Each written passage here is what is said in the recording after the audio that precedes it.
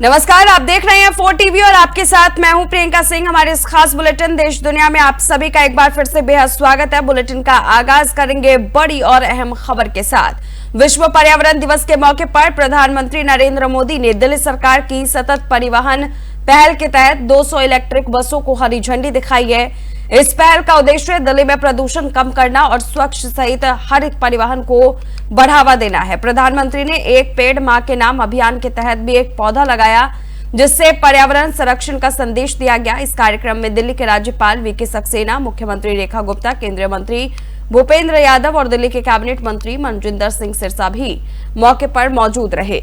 इस पहल से न केवल वायु गुणवत्ता में सुधार होगा, बल्कि लोग भी प्रदूषण मुक्त परिवहन का विकल्प चुन सकेंगे। प्रधानमंत्री मोदी ने इस मौके पर पर्यावरण संरक्षण का यहाँ पर हवाला देते हुए जनता को जागरूकता बढ़ाने की जरूरत पर जोर दिया है। उन्होंने कहा कि हमें सतत विकास के साथ प्रकृति का संरक्षण भी करना होगा।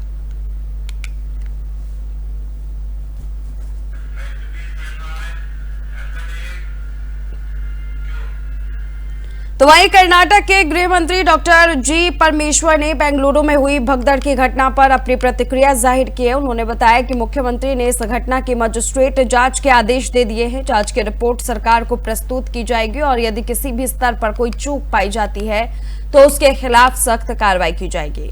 उन्होंने स्पष्ट किया है कि विजय उत्सव का आयोजन आरसीबी या केसीए ने नहीं किया था, बल्कि उसी टीम ने ये आयोजन किया था जिसे बेंगलुरु लाया गया था। सरकार ने इस आयोजन को सुविधाजनक बनाने का निर्णय लिया, इसीलिए लिया क्योंकि ये बेंगलुरु की टीम थी। डॉक्टर परमेश्वर ने इस दुखद घटना पर गहरा दुख व्यक्त किया है और कहा है कि सरकार इस मामले की गंभीरता को समझते हुए सभी आवश्यक कदम उठा रही है ताकि भविष्य में ऐसी घटनाएं ना हो।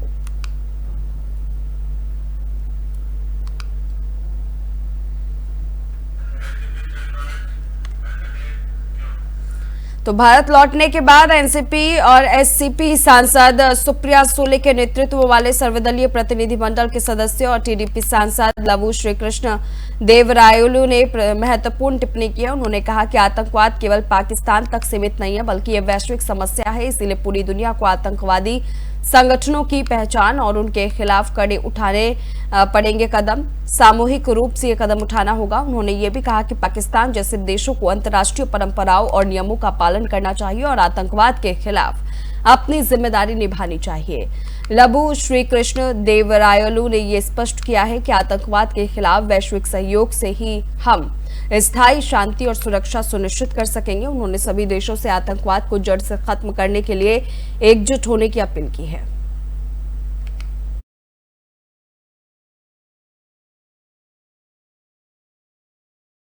तो दिल्ली से एनसीपी एससीपी नेता सुप्रिया सुले के नेतृत्व में सर्वदलीय प्रतिनिधि मंडल के ग्रुप 7 के सदस्य और बीजेपी नेता अनुराग ठाकुर ने इस प्रतिनिधि मंडल की खासियत पर प्रकाश डाला। उन्होंने कहा कि इस प्रतिनिधि मंडल में अधिकांश विपक्षी दलों के सांसद भी शामिल थे, जो इस बात का बड़ा संकेत है कि भारत के लोकतंत्र में सभी दल आतंकवाद के खिलाफ एकजुट है। उन्होंने बताया कि हर ग्रुप में लगभग आधे सांसद विपक्ष से थे, जिससे ये संदेश गया है कि पाक प्रायोजित आतंकवाद अब सहन नहीं किया जाएगा।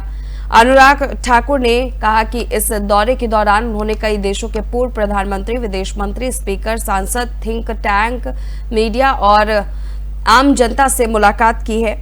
जनता से मुलाकात के बाद उन्होंने चर्चा भी की है। इन सभी से आतंकवाद के खिलाफ एकमतता का संदेश मिला है। उन्होंने कहा कि भारत के सांसदों की आवाज दुनिया में आतंकवाद के खिलाफ एक मजबूत प्रतिध्वनि बन रही है। सबसे पहले तो मैं सभी राजनीतिक दलों का, सभी सांसदों का, जो सर्वदलीय संसदों का जो प्रतिनिधि मंडल दुनिया भर के अन्य देशों में गया और पाक प्रायोजित आतंकवाद का जो खामियाजा भारत को भुगतना पड़ता है, निर्दोष लोगों की जानें जाती हैं, पहलगाम अटैक किस तरह से मानवता पर हमला था और निर्दोष लोगों की जान ली गई, वो सारी बातें जो फर्स्ट हैंड इन्फॉर्मेशन होती है वो देने का काम सांसदों ने किया। और इन प्रतिनिधि मंडलों का एक बहुत बड़ी विशेषता ये थी कि अधिकतर विपक्षी दलों के द्वारा विपक्षी सांसदों के द्वारा उसको लीड किया जा रहा था। हर ग्रुप में लगभग आधे लोग विपक्षी सांसद थे और दुनिया भर के देशों में ये बहुत बड़ा एक संदेश गया कि भारत का लोकतंत्र में सब। तो वहीं महाराष्ट्र के दहिसर पूर्व स्थित चूड़ासामा कंपाउंड में प्रगति हॉस्पिटल के सामने एक जैप्टो के वेयरहाउस में भीषण आग लग गई। आग लगने की वजह अभी तक स्पष्ट नहीं हो पाई है। आग लगने से वेयरहाउस में रखा लाखों रुपए का सामान जलकर के खाक हो गया।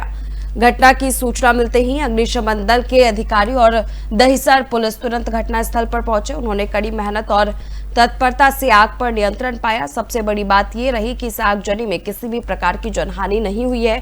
प्रशासन ने घटनास्थल की सुरक्षा और जांच के लिए आवश्यक कदम उठाए हैं। दहिसर पुलिस इस मामले की जांच कर रही है ताकि आग लगने के कारणों का पता लगाया जा सके और भविष्य में ऐसी घटनाओं को रोका जा सके। स्थानीय लोग भी प्रशासन के सहयोग के लिए आगे आए। करीबन 2:15 बजे मुझे फोन आया कि यहाँ पे जेप्टो के जो गोडाउन है वहाँ पे आग लगी। तो मैंने तुरंत हमारे आमदार मनीषा ताई चौधरी जी उनको फ़ोन किया और फायर ब्रिगेड को फ़ोन किया और हमारे आमदार ने भी तुरंत ही फायर ब्रिगेड को फ़ोन किया और मैं और हमारे वार्ड के अध्यक्ष नीलेश देशमुख तुरंत ही यहाँ पर आए और मैं फायर ब्रिगेड के सभी अधिकारियों और जो फायर ब्रिगेड के टीम है उनका अभिनंदन करूँगा। दहिसर की टीम का वो तुरंत आए और आग को उन्होंने काबू में ले लिया और कोई जान हानि। तो वहीं महाराष्ट्र से एनसीपी विधायक रोहित पवार ने सुप्रिया सुले की गैर हाजिरी पर कहा कि वो देश से जुड़े महत्वपूर्ण मुद्दों पर हमेशा सक्रिय रहती है। इस बार वो भारत की अंतर्राष्ट्रीय भूमिका को मजबूत करने के लिए विदेश में है, इसीलिए ऑपरेशन सिंदूर की बैठक में शामिल नहीं हो सकी। नीतीश राणे के वर्चुअल बकरीद बयान पर रोहित पवार ने कहा कि ये उनकी सुर्खियों में बने रहने की कोशिश का हिस्सा है। राज ठाकरे और उद्धव ठाकरे के संभावित गठबंधन पर उन्होंने कहा कि यदि पुरानी कटुता दूर हो रही है तो ये सकारात्मक बयान है, लेकिन मुंबई चुनाव में गठबंधन कैसे होगा कहना अभी मुश्किल है। उन्होंने ऑपरेशन सिंदूर में शहीद जवानों के बलिदान पर संसद में विशेष सत्र बुलाने की मांग की है, क्योंकि ये राष्ट्रीय सुरक्षा का गंभीर मुद्दा है और इसकी गोपनीयता और इंटेलिजेंस वेलफेयर पर चर्चा आवश्यक है।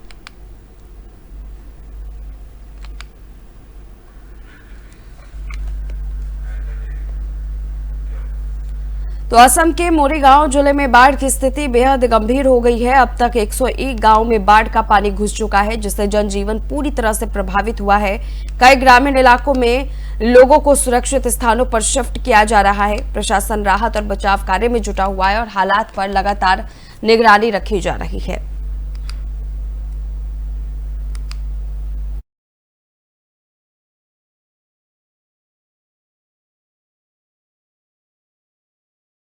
तो वही वसई मुंबई अहमदाबाद हाईवे पर स्थित ऑटोमिर्स इलेक्ट्रिक कंपनी में रात करीब 9:30 बजे भीषण आग लग गई। अचानक लगी आग कुछ ही समय में इतनी तेजी से फैल गई कि दूर दूर से आग के लपटें नजर आने लगी, जिससे आसपास बड़ी संख्या में लोग जमा हो गए। घटना की सूचना मिलने पर वसई नगर निगम के दमकल कर्मी तुरंत मौके पर पहुंचे और आग बुझाने का कार्य शुरू किया। 3 पानी की टैंकर आग बुझाने में लगे हुए हैं। इस आगजनी में भारी आर्थिक नुकसान हुआ है और कुछ कर्मचारी घायल बताए जा रहे हैं। घटनास्थल पर भगदड़ के कारण एक व्यक्ति के टैंकर की चपेट में आने से दर्दनाक मौत भी हो गई। पुलिस ने घटनास्थल को सील कर जांच शुरू कर दी है। प्रशासन और दमकल विभाग आग के कारणों का पता लगाने और पुनः ऐसी घटना को रोकने के लिए तत्परता पर है।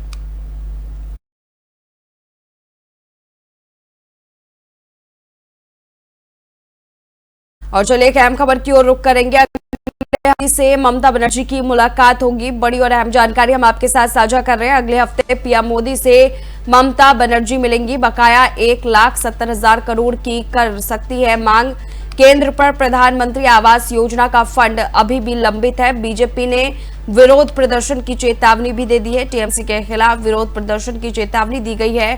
ऑपरेशन सिंदूर की टिप्पणी को लेकर प्रदर्शन की चेतावनी दी गई है। बड़ी और अहम जानकारी हम आपके साथ साझा कर रहे हैं।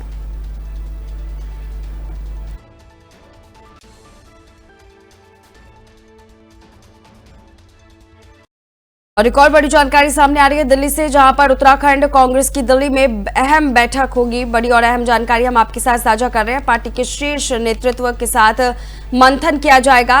प्रदेश अध्यक्ष करण माहरा मौजूद रहेंगे। उत्तराखंड कांग्रेस के तमाम नेता मौके पर मौजूद रहेंगे। प्रदेश कार्यकारिणी समेत पंचायत चुनाव पर चर्चा संभव है। 2027 विधानसभा चुनाव पर भी चर्चा होगी। बड़ी और अहम जानकारी हम आपके साथ साझा कर रहे हैं।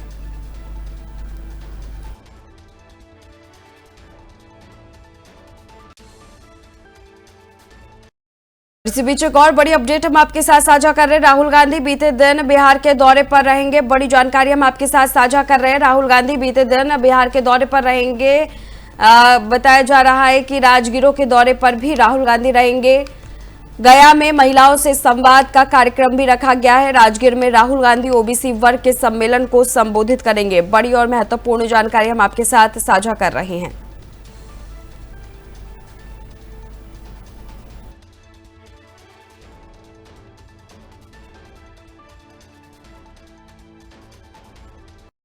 तो पटना में केंद्रीय मंत्री नित्यानंद राय ने कांग्रेस और आरजेडी पर तीखा हमला बोला है। उन्होंने कहा कि 5 जून को संपूर्ण क्रांति का आह्वान हुआ था, जो कांग्रेस के आपातकाल के खिलाफ जन आंदोलन था। लेकिन लालू यादव जैसे नेता सत्ता के लालच में कांग्रेस की गोद में चले गए और जेपी आंदोलन को धोखा दिया। राय ने कहा कि कांग्रेस और आरजेडी की कुंडली एक जैसी है और जनता इन्हें कभी माफ नहीं करेगी। आज 5 जून है। लोकतंत्र की हत्यारी कांग्रेस, लोकतंत्र की हत्या करने वाली कांग्रेस इमरजेंसी लाकर देश की संविधान की भावनाओं के विरुद्ध जो काम किया था और इस देश को जो तबाह बर्बाद करने के लिए लोगों के अधिकार को छीनकर जो तानाशाह को स्थापित की थी, उसके खिलाफ जयप्रकाश नारायण जी के नेतृत्व। तो आरजेडी नेता लालू प्रसाद यादव पर जनसुराज के संस्थापक प्रशांत किशोर का कहना है कि अगर आप यादव समाज के इतने बड़े हितैषी हैं तो अपने परिवार वालों को छोड़कर किसी काबिल यादव नेता को बिहार का मुखिया घोषित कर दीजिए। जनसुराज उनकी भी मदद करेगा। वे ऐसा नहीं कर सकते हैं क्योंकि वे सिर्फ अपने बच्चों के बारे में सोचते हैं। कि लालू जी के राज में और कुछ हो या नहीं, जो पिछड़े समाज के, वंचित समाज के लोग थे, उनको आवाज मिली। लालू जी का ये दावा है। तो जिस आवाज के लिए वंचित समाज लालू जी के साथ खड़ा हुआ, तो निश्चित तौर पर उस समाज को मिला। लेकिन उस वंचित समाज को, पिछड़े समाज को ये भी देखना है कि जिस समाज को लालू जी ने आवाज दी, उस समाज के बच्चों के पढ़ने की व्यवस्था नहीं की, उस समाज के लिए भूमि सुधार का काम नहीं किया, उस समाज के नौकरी रोजी रोजगार के लिए पूंजी की व्यवस्था नहीं की। आवाज दिया और फिर कहा कि मेरे और मेरे बच्चों के लिए आवाज लगाते रहो, मुझे राजा मानकर चलो, और फिर अब जिस दशा में तुम जी रहे हो वैसे ही जी लो। कौन दूसरा दल का आदमी होगा जो ये कह रहा हो कैमरे पर? हमने कहा कि लालू जी घोषणा करें। अगर वो कहते हैं कि उनको यादवों की बहुत चिंता है, तो जनसुराज ने कहा है कि बिहार में किसी काबिल यादव को आप लीडर घोषित कीजिए।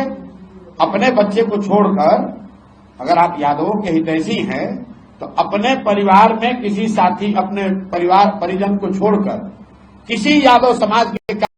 विश्व पर्यावरण दिवस के मौके पर प्रधानमंत्री नरेंद्र मोदी ने आज देवी बस को हरी झंडी दिखाकर रवाना किया। इस खास मौके पर दिल्ली की मुख्यमंत्री रेखा गुप्ता, केंद्रीय पर्यावरण मंत्री भूपेंद्र यादव और दिल्ली के पर्यावरण मंत्री मनजिंदर सिंह सिरसा ने बस में यात्रा की है।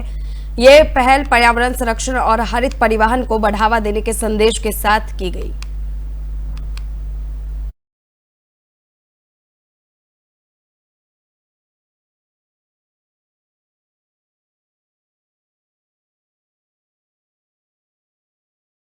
भारत और ऑस्ट्रेलिया के बीच रणनीतिक साझेदारी अब सिर्फ कागजों तक सीमित नहीं है। दिल्ली में आयोजित उच्च स्तरीय बैठक में ये साफ दिखा कि दोनों देश रक्षा और सुरक्षा के मोर्चे पर कदम से कदम मिलाकर चलने को तैयार है। ऑस्ट्रेलिया के उप प्रधानमंत्री और रक्षा मंत्री रिचर्ड मार्लेस की भारत यात्रा के दौरान द्विपक्षीय रक्षा सहयोग को और मजबूती देने पर जोर दिया गया। तो हमारी आइए देखते हैं ये रिपोर्ट। उच्च स्तरीय रक्षा संवाद। दिल्ली में रक्षा मंत्रालय परिसर में आयोजित इस सम्मान समारोह में ऑस्ट्रेलिया के उप प्रधानमंत्री और रक्षा मंत्री रिचर्ड मार्लेस को गार्ड ऑफ ऑनर दिया गया। इस मौके पर भारत के रक्षा मंत्री राजनाथ सिंह खुद मौजूद रहे। दोनों नेताओं ने बाद में एक महत्वपूर्ण द्विपक्षीय बैठक भी की, जिसका उद्देश्य भारत और ऑस्ट्रेलिया के बीच रक्षा साझेदारी को और मजबूत करना था। द्विपक्षीय संबंधों की मजबूती पर फोकस। राजनाथ सिंह ने कहा, पिछले कुछ सालों में भारत और ऑस्ट्रेलिया के बीच रक्षा सहयोग एक मजबूत स्तंभ के रूप में उभरा है। उन्होंने कहा, हमारी पिछली बैठक के बाद से हमारे द्विपक्षीय रक्षा संबंधों में जो महत्वपूर्ण उपलब्धियां हुई, उन्हें देखकर खुशी हो रही है। मुझे उम्मीद है कि आने वाले सालों में हम नए जोश के साथ इन संबंधों को और आगे बढ़ाएंगे। राजनाथ सिंह ने यह भी स्पष्ट किया कि यह बैठक ऐसे समय में हो रही है जब भारत अपनी पश्चिमी सीमाओं पर गंभीर सुरक्षा चुनौतियों का सामना कर रहा है। उन्होंने हाल ही में कश्मीर में हुई बर्बर घटना का जिक्र करते हुए ऑस्ट्रेलिया के समर्थन के लिए आभार जताया। साझा रणनीतिक लक्ष्य। भारत और ऑस्ट्रेलिया दोनों हिंद प्रशांत क्षेत्र में स्थिरता, सुरक्षा और नियम आधारित व्यवस्था बनाए रखने के पक्षधर हैं। दोनों देश नियमित सैन्य अभ्यास करते हैं, जिनमें ऑसिंटेक्स, पिच ब्लैक और मालाबार जैसे अभ्यास शामिल है। रक्षा मंत्री रिचर्ड मार्लेस ने भी भारत के साथ सहयोग को महत्वपूर्ण और रणनीतिक बताते हुए भरोसा दिलाया कि आने वाले समय में ये साझेदारी और मजबूत होगी। रिचर्ड मार्लेस का कहना है कि भारत के साथ हमारा रक्षा सहयोग न केवल क्षेत्रीय स्थिरता के लिए जरूरी है, बल्कि यह दोनों देशों की सुरक्षा प्राथमिकताओं को भी जोड़ता है। हम भारत के साथ खड़े हैं, चाहे वह सीमाओं की सुरक्षा हो या आतंकवाद के खिलाफ लड़ाई। सामरिक समीकरण और भविष्य की दिशा। भारत और ऑस्ट्रेलिया के बीच संबंध अब केवल व्यापार, शिक्षा या खेल तक सीमित नहीं रहे हैं। हाल के सालों में यह साझेदारी एक नई दिशा में बढ़ी है। सामरिक और रणनीतिक सहयोग की दिशा में दोनों देशों के बीच रक्षा और सुरक्षा के मोर्चे पर बढ़ती नजदीकियां इस बात का संकेत है कि हिंद प्रशांत क्षेत्र में स्थिरता और संतुलन बनाए रखने के लिए ये गठजोड़ कितना अहम हो गया है। चीन की बढ़ती आक्रामकता और विस्तारवादी नीति के बीच भारत और ऑस्ट्रेलिया की सक्रियता क्वाड जैसे बहुपक्षीय मंचों पर भी देखी जा सकती है। यह केवल कूटनीतिक समर्थन नहीं, बल्कि साझा सैन्य अभ्यास, सूचना साझाकरण और समुद्री सुरक्षा जैसे मुद्दों में व्यावहारिक सहयोग तक पहुंच चुका है। सामरिक दृष्टि से यह गठबंधन न सिर्फ दोनों देशों की सुरक्षा को मजबूत करता है, बल्कि क्षेत्रीय और वैश्विक संतुलन बनाए रखने में भी महत्वपूर्ण भूमिका निभाता है। निष्कर्ष और आगे का रास्ता। भारत और ऑस्ट्रेलिया की यह उच्च स्तरीय बैठक सिर्फ दो नेताओं के बीच संवाद नहीं, बल्कि यह एक संदेश थी, एक साझा प्रतिबद्धता की, एक साझा विजन की। आने वाले सालों में यह साझेदारी रणनीतिक साझेदारी से रक्षा गठबंधन की ओर अग्रसर हो सकती है। और सवाल यही है कि क्या इस सहयोग से क्षेत्रीय शांति और स्थिरता का सपना उच्च स्तरीय। दुनिया एक विचित्र विरोधाभासा से जूझ रही है। कुछ लोग एंटीबायोटिक्स का इतना अधिक उपयोग कर रहे हैं कि उनका असर ही खत्म हो गया है। वहीं दूसरी ओर करोड़ों लोग ऐसे हैं जो इन जरूरी दवाओं से वंचित रह रहे हैं। एक तरफ आधुनिक चिकित्सा सुविधाओं से लैस देशों में एंटीबायोटिक्स का बेवजह और अत्यधिक इस्तेमाल हो रहा है, जिससे बैक्टीरिया दवाओं के प्रति प्रतिरोधक बनते जा रहे हैं। ये सुपर बग्स की ओर ले जाता है, ऐसे जीवाणु जिन पर कोई भी दवा असर नहीं करती। दूसरी ओर एशिया, अफ्रीका और लैटिन अमेरिका जैसे क्षेत्रों में आम लोगों को बुनियादी एंटीबायोटिक्स भी समय पर नहीं मिल पाती। ये न सिर्फ जानलेवा है, बल्कि वैश्विक स्वास्थ्य तंत्र की असमानता को भी उजागर करता है। ये दोहरी समस्या सिर्फ चिकित्सा से नहीं, बल्कि नीति, शिक्षा और वैश्विक सहयोग से हल हो सकती है। सवाल यह है कि क्या हम समय रहते जागेंगे? तो इस खास मुद्दे को जानने के लिए देखिए हमारी रिपोर्ट। एंटीबायोटिक्स और उनका महत्व। एंटीबायोटिक्स वो दवाएं हैं जो बैक्टीरिया जनित संक्रमणों को खत्म करती है। जब पेनिसिलिन जैसी पहली एंटीबायोटिक आई थी तो इससे चिकित्सा विज्ञान की क्रांति कहा गया, लेकिन आज वही एंटीबायोटिक्स अपनी प्रभावशीलता खो रही है और वजह है इनका अत्यधिक और अनियंत्रित इस्तेमाल। समस्या का पहला पक्ष अति प्रयोग और सुपर बग्स का खतरा। विकसित और कुछ विकासशील देशों में एंटीबायोटिक्स का उपयोग सामान्य सर्दी जुकाम जैसे वायरल संक्रमणों में भी किया जाता है, जहां ये असर नहीं करती। नतीजा ये होता है कि बैक्टीरिया धीरे धीरे इन दवाओं के प्रति अपनी प्रतिरोधक क्षमता विकसित कर लेते हैं। इससे सुपर बग्स का जन्म होता है, ऐसे एंटीबैक्टीरिया जिन पर कोई दवा काम नहीं करती। WHO की भूमिका। विश्व स्वास्थ्य संगठन यानी WHO पहले ही चेतावनी दे चुका है कि अगर यह स्थिति रही तो 2050 तक एंटीबायोटिक प्रतिरोध के कारण हर साल 1 करोड़ से ज्यादा लोगों की मौत हो सकती है। समस्या का दूसरा पक्ष, जरूरतमंदों को एंटीबायोटिक्स ना मिलना। वही दुनिया के कई निम्न और मध्यम आय वाले देशों में एंटीबायोटिक्स का ना मिलना एक बड़ी चुनौती बनी हुई है। यहाँ लोग साधारण संक्रमणों से भी अपनी जान गंवा रहे हैं, क्योंकि ये दवाएं स्थानीय स्वास्थ्य केंद्रों में उपलब्ध नहीं है या फिर उनकी कीमत इतनी अधिक है कि आम आदमी उन्हें खरीद ही नहीं सकता। स्वास्थ्य सेवाओं का जरूरतमंद तक न पहुंचना, आपूर्ति में खामियां और सरकारी नीतियों की कमी इस संकट को और गहरा बना देती है। इसका नतीजा ये होता है कि लाखों लोगों के लिए इलाज का एक बुनियादी अधिकार भी एक दूर का सपना बनकर रह गया है। अगर केवल भारत की बात करें तो केवल भारत में ही CRGN संक्रमण के सबसे अधिक मामले थे और इसके इलाज के लिए भी एंटीबायोटिक दवाओं के 80% कोर्स खरीदे गए, लेकिन फिर भी भारत सिर्फ 7.8% लोगों का ही इलाज कर सका। एंटीबायोटिक्स के पूरे कोर्स का मतलब वह दवाइयों का पूरा सेट है जो एक मरीज को संक्रमण को पूरी तरह ठीक करने के लिए एक निश्चित अवधि तक लेना होता है। विशेषज्ञों की राय, यह एक गंभीर विरोधाभास। डॉक्टर और स्वास्थ्य नीति विशेषज्ञ इसे एक सार्वजनिक स्वास्थ्य संकट मानते हैं। दिल्ली स्थित एक वरिष्ठ संक्रामक रोग विशेषज्ञ डॉक्टर सविता मेहरा कहती है, हम 2 विपरीत संकटों का सामना कर रहे हैं। अमीर देशों में दवाओं का दुरुपयोग और गरीब देशों में उसका न मिलना। यह असमानता वैश्विक स्वास्थ्य सुरक्षा के लिए खतरा है। GARDP की रिपोर्ट। गैर लाभकारी संस्था global antibiotic research and development partnership ने हाल ही में 8 निम्न और मध्यम आय वाले देशों में लगभग 15 लाख कार्बापेनम प्रतिरोधी ग्राम नेगेटिव संक्रमणों का अध्ययन किया। इस रिपोर्ट में बताया गया कि अधिकांश मरीजों को सही एंटीबायोटिक समय पर नहीं मिल पाई, जिससे संक्रमण बढ़ा और मौत हो गई। रिपोर्ट के मुताबिक एंटीबायोटिक का समय पर न मिलना और दवाओं की कीमतें इनके प्रमुख कारण बताए जा रहे हैं। संभावित समाधान। सभी देशों को एंटीबायोटिक के सही और जिम्मेदार उपयोग को बढ़ावा देने के लिए विशेष प्रशिक्षण कार्यक्रम अपनाने चाहिए। ऐसे कार्यक्रम डॉक्टरों, दवाई दुकानदारों और अन्य स्वास्थ्य कर्मियों को एंटीबायोटिक्स को सोच समझकर प्रयोग के बारे में जागरूक और प्रशिक्षित करते हैं। इससे दवाओं के अनावश्यक और गलत इस्तेमाल को रोका जा सकता है, जो प्रतिरोधक क्षमता बढ़ने का मुख्य कारण है। इसके अलावा यह प्रशिक्षण मरीजों को सही जानकारी देने में भी मदद करता है, ताकि वे दवाओं का गलत इस्तेमाल ना करें, और इस तरह के प्रयासों से एंटीबायोटिक प्रतिरोध की समस्या को काफी हद तक नियंत्रित किया जा सकता है। इसके साथ ही वैश्विक आपूर्ति तंत्र को मजबूत करना होगा और WHO के साथ अन्य अंतर्राष्ट्रीय संस्थानों को सहयोग कर कम आय वाले देशों में दवाओं की सुगम उपलब्धता सुनिश्चित करनी चाहिए। इसके साथ ही नए एंटीबायोटिक्स की खोज के लिए फंडिंग और अनुसंधान को प्राथमिकता दी जानी चाहिए और जनता को ये भी सिखाने की जरूरत है कि एंटीबायोटिक्स का इस्तेमाल डॉक्टर की सलाह से ही करें। दुनिया को एक साथ मिलकर इस विरोधाभास से निपटना होगा, न सिर्फ सुपर बग्स से लड़ने के लिए बल्कि यह सुनिश्चित करने के लिए भी कि हर व्यक्ति को जीवन रक्षक दवाएं समय पर मिल सके। यह सिर्फ चिकित्सा का मुद्दा नहीं, बल्कि समाज के लिए न्याय और विश्व को।